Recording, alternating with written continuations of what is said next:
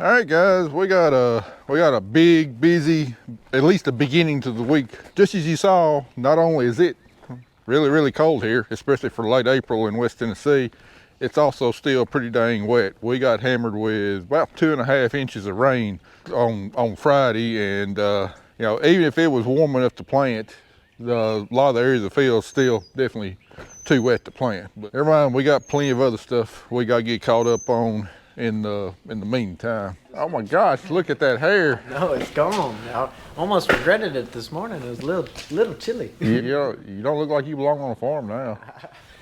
It'll be back. All right.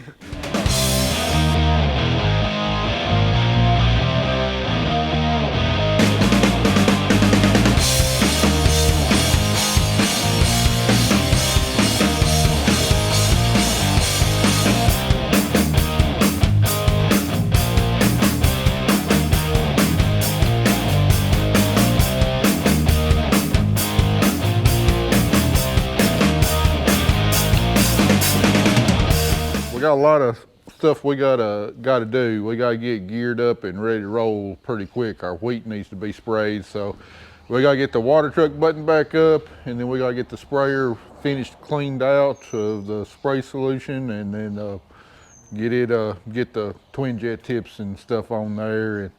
And rain's supposed to be coming in tomorrow night, and I'd like to get started spraying on that wheat today at some point. Yeah. All right. Sprayer is still not fixed, so we'll have to manage with it. Just gonna have to deal with it. Yeah, I mean, it'll still spray. Might give us a bunch of issues, but right now it will still spray. So, All the pumps. well, the part we need is nobody's got it, so it's going to be ordered. Plus, the dealer's got to install it. So, It is a pretty important GPS type of piece. it's the cab controller in it is bad, and it's serial number specific, and it has to be programmed by the tech. And That's a John Deere Tech, so it'll be yeah. a little while. What we're doing on the water truck is it's an old Sterling truck, and of course, you know, Sterling's no longer in business, and getting Sterling specific parts is, well, non-existent. Anyway, here on the interior, a lot of our plastic was just old and cracked. You see, like right there, and every time we go down the roads, I mean, the dash was about to fall apart. So anyway, I looked around online, and I was able to find what I thought was going to be a good used dash. Said it wasn't cracked or anything. Anyway, we got it in, and all of these mounting holes had fine cracks around them. So first time we drove down the road, this one's going to do just what our old one did. So got my trusted friend JB Weld out, and we JB welded everything up. JB welded some metal flat washers in there where the screws go, so it's set up over the weekend. So now I'm gonna drill the holes out and then mount this up, and hopefully it'll hold. It's definitely in better shape than our old one. Don't know how long it'll last, but there's no other new parts out there. So anyway, I'll get these holes drilled out and get this mounted back up. While I'm doing that, the sprayer, go ahead and fill it up with DEF. It's about out. Top it off with fuel. Well, we don't need to graze it. Y'all only sprayed 150 acres with it, so get that, and we'll go from there. All right, not only do we have stuff we're trying to fix and get ready, also got lime coming in.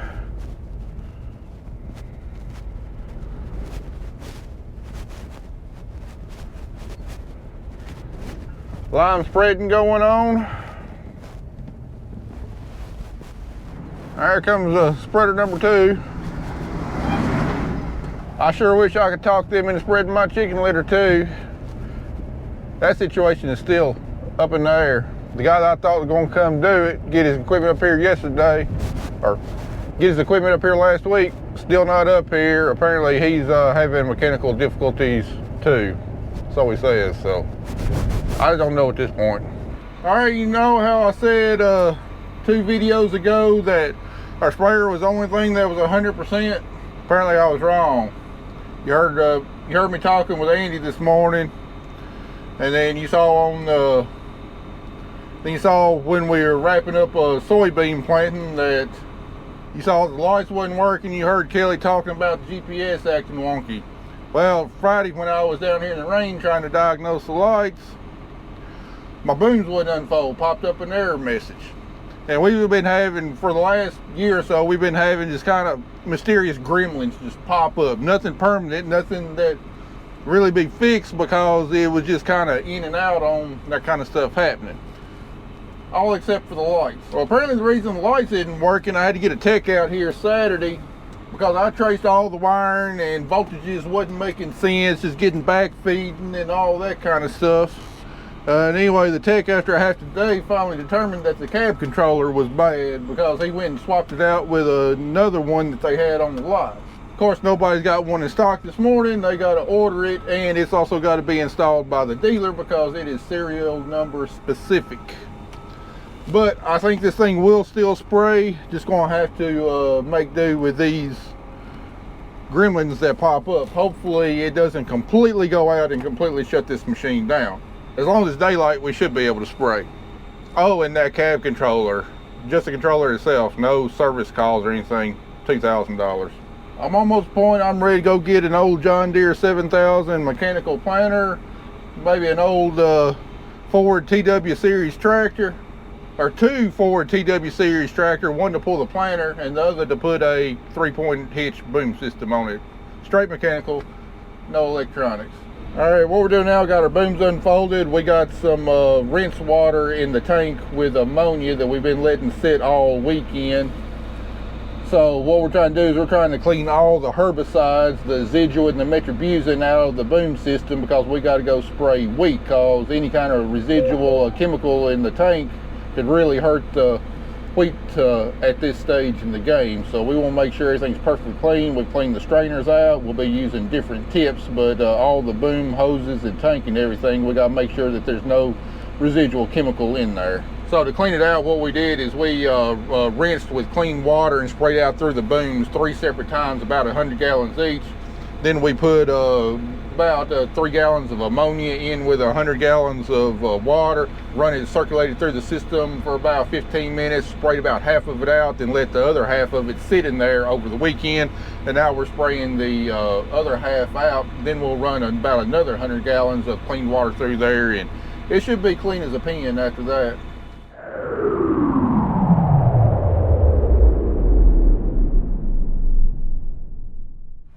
All right, while Kelly and Zach getting geared up to go spray wheat, I'm out here with a lime crew, finally able to get some lime applied. You know, just like everybody else here in West Tennessee, these guys been backed up because of the incredibly wet winter, but finally get an opportunity to get some of this lime spread on both my corn ground and my cotton ground. I thought initially I was going to have to cut my corn ground out because I'd have it planted before they could get over here, but this cold wet spell we got right now gave us the opportunity to go ahead and get our corn ground done too. So what we're looking here is, I'm gonna say this is about 80 something tons of dolomitic limestone, ground up limestone.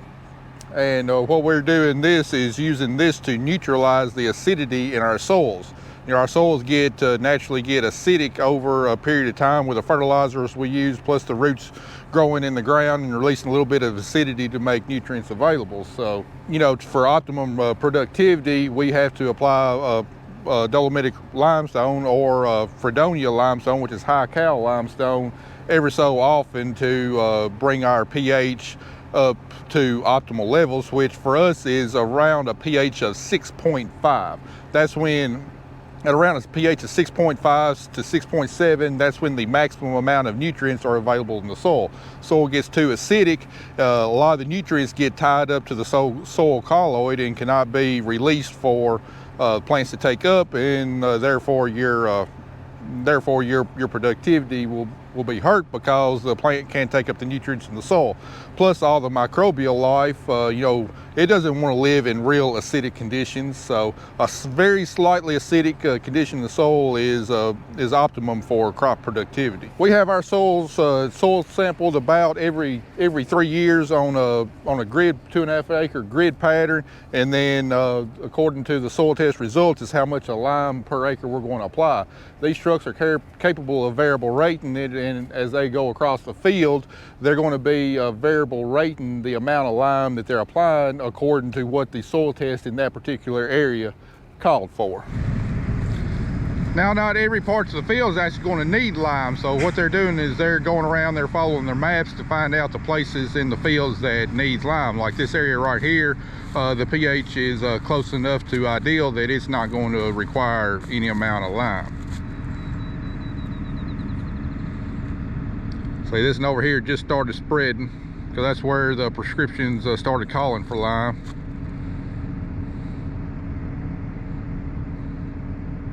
So anyway, while Andy and Kelly are getting work on spraying fungicide on our wheat, I'm gonna be with these guys the majority of the day because they don't know where all the piles are. They don't know where all my fields are. So I gotta take them around, make sure they get on the right fields so they're not driving all over the county hunting for it. And I'm also gonna be watching those trucks real close because that type of truck and bed can also be used to spread chicken litter. And well, you know the problems I've had getting chicken litter spread this year, so I'm really going to be studying them, see if maybe potentially, depending on what the price is, if one of them going to work good on my farm.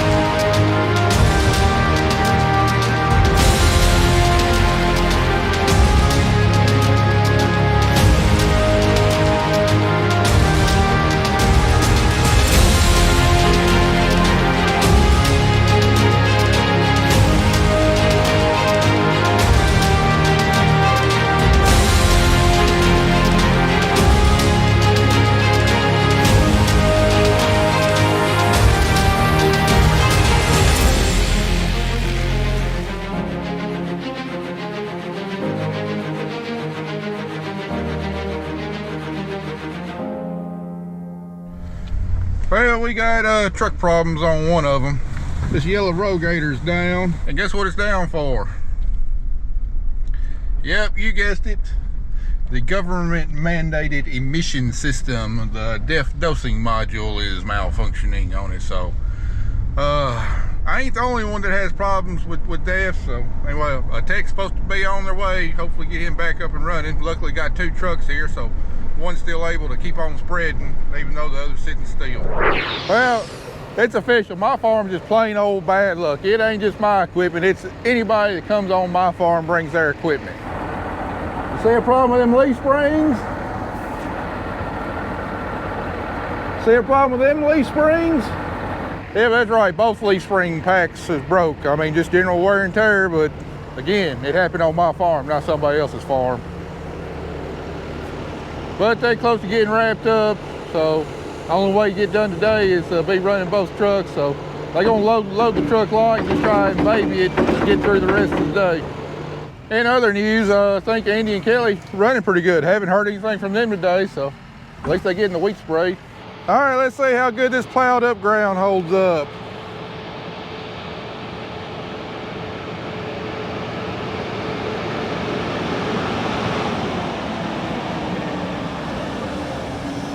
A lot better than I thought it was going to.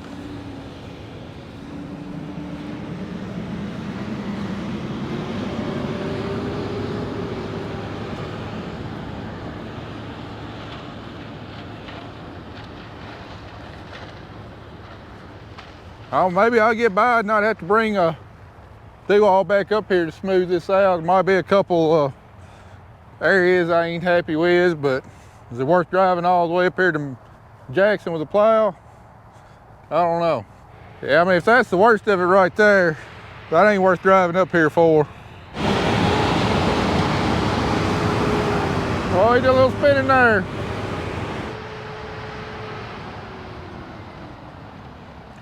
I didn't know other spots he had problems with, so if this is the only spot, I believe I'll bring a hand rake up here and smooth this out before I hook a tractor and drive it all the way up here to Jackson.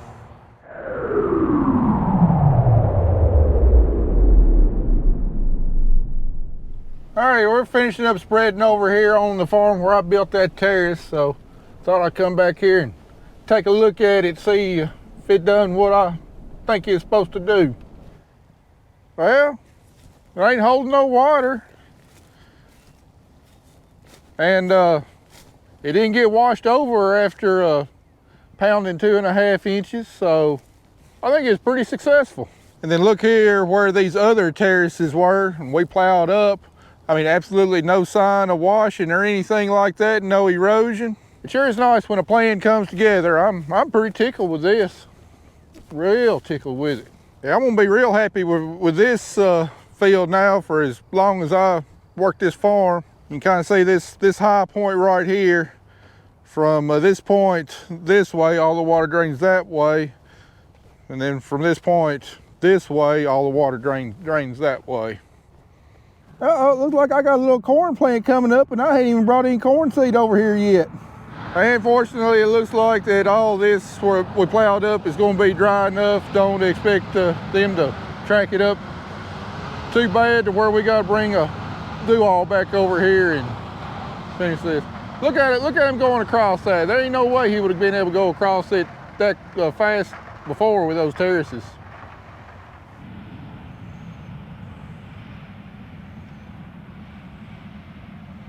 I bet he's gonna go down right there a little bit. No, floated right on across it.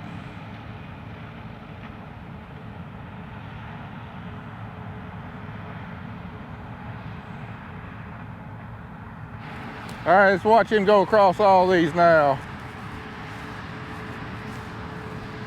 All right, there was a terrace right there. Now he's gonna cross the one I built. Look at that, it's floating right now across it. All right, then there's another one took out. Another one took out. And then the last one I took out. See how much smoother and easier that is?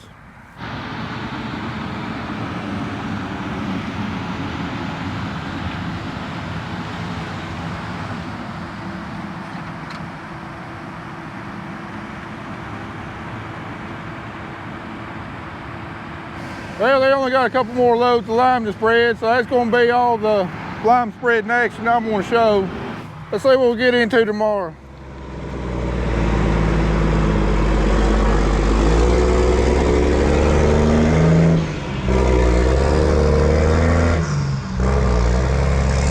All right, I just wanted to explain a little bit to you what Andy and Kelly doing this morning. Said they are out in their wheat field spraying a fungicide on the wheat. This is actually going to be the last trip across our wheat field before we bring the combines to it in June. But as you can see, we got heads popping out.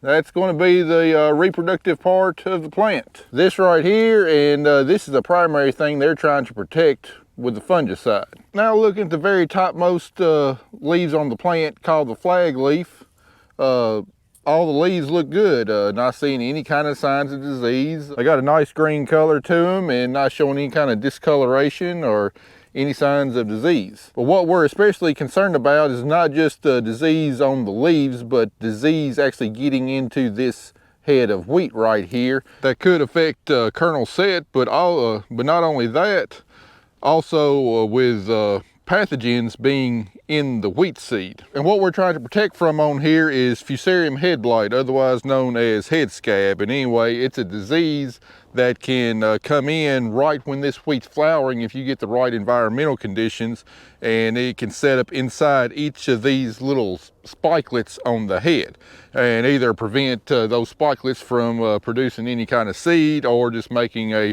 real nasty shriveled up seed that's full of like fungal spores and everything, which can, in high enough concentrations, which can actually be toxic and can really reduce the grade and the price that we get on our wheat.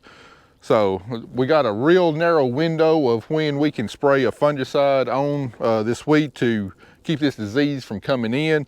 This year we actually have swapped over to Miravis Ace as opposed to Prosaro, because Miravis Ace has a lot wider application window on the label as opposed to Prosaro. With Prosaro, to get optimum control, each of these heads would have to be right at flowering to get optimal control. And we can see this head, we see a little pollen grain right there at the tip of my thumb. This head is just starting to flower. However, a lot of this other wheat is just emerged from the boot or just coming out of the boot. And while Prosaro has done a good job for us in the past, even at stages like this, Miravis Ace is a better option because it's going to give us even better control at this early stage. Well, why don't you wait a few days and spray your wheat? Well, because we got another storm system coming in. Starting tomorrow night and then all day Thursday and part of Friday, we're predicted to get constant rains. I've seen anywhere up to 1.5 inches to 2 inches, so it's going to be very wet, very saturated conditions. Perfect conditions for Fusarium head blight to come in. So it's always better to protect the plant from getting disease rather than trying to cure the disease once it's infected the plant, especially in the case of Fusarium head blight. So we're going out there earlier. We're going out with a fungicide that gives us a wider window for application. And then not only are we spraying a fungicide, we're also spraying a foliar fertilizer called Full Bore. Got a little bit of nitrogen, but its main concentration is boron, and that boron should help the plant translocate nutrients within the plant better and more effectively to hopefully support higher yield. And what we've noticed in the past, I don't know if this you can see this, but this is one spikelet off of a wheat head, and normally we'll get 3 seeds from this spikelet. But what I've noticed in the past, in some cases when using Full Bore, is I'll get a 4th seed out of this seed head. It'll be smaller, won't be full size, but it will help add extra yield. If the weather conditions are conducive to high yielding wheat, following the application. So ideally what we need from here on out is we need plenty of sunshine. We're not going to need a whole heck of a lot of moisture on the wheat, but most preferably moderate temperatures to really set big yields in this wheat crop. And right now we've got a really good looking wheat crop. Is it going to be record breaking? I have my doubts, but it looks really good. We can get some really high yields. I mean, there's no reason that high 80s low 90s on yield should not be a possibility with this. But to get the really high yields, we need moderate temperatures, because wheat is a cool season grass. It doesn't like temperatures during grain fill in the 90s. If we have really good cotton planting weather like we had last year, our wheat yields are probably going to be a little depressed. Not anything we can do about it. We've managed it right, and it's just a temperature at grain fill that can really affect yield. However, if we have really crappy cotton planting conditions, I really expect a bumper wheat crop, a big one. Testing.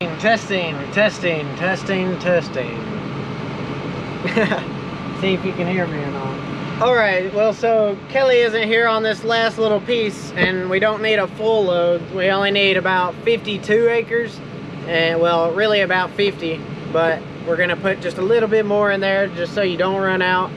So around 52 acres, and it can usually spray about 66. So we're gonna do a little piece of a load. To start off, we got this Miravis Ace. We need 5.5 gallons of it. So, quick math here. It's 2.5. A melted chocolate milkshake. Delicious.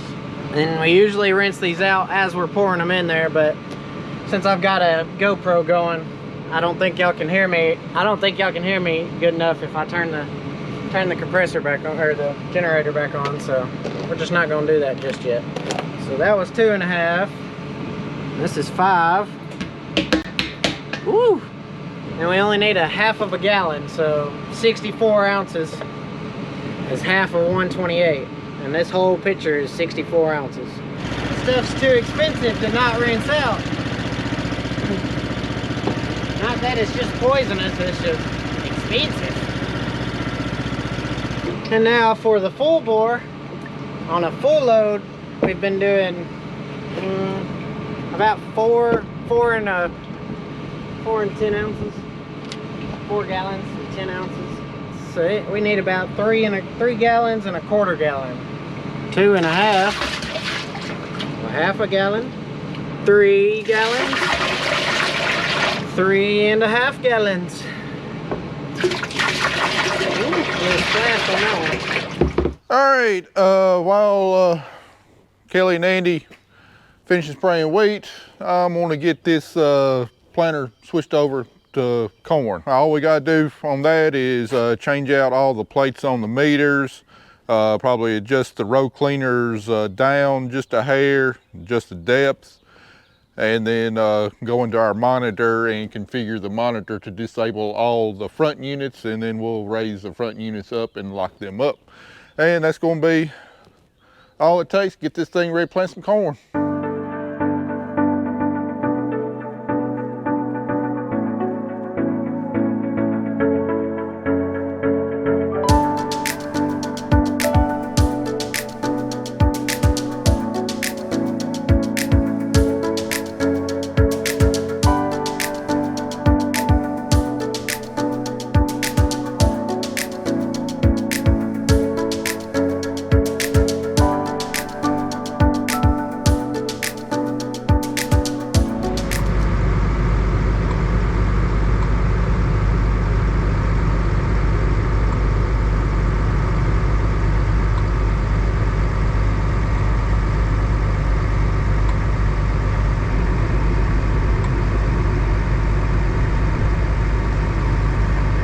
Well, our planter is now ready to go plant corn.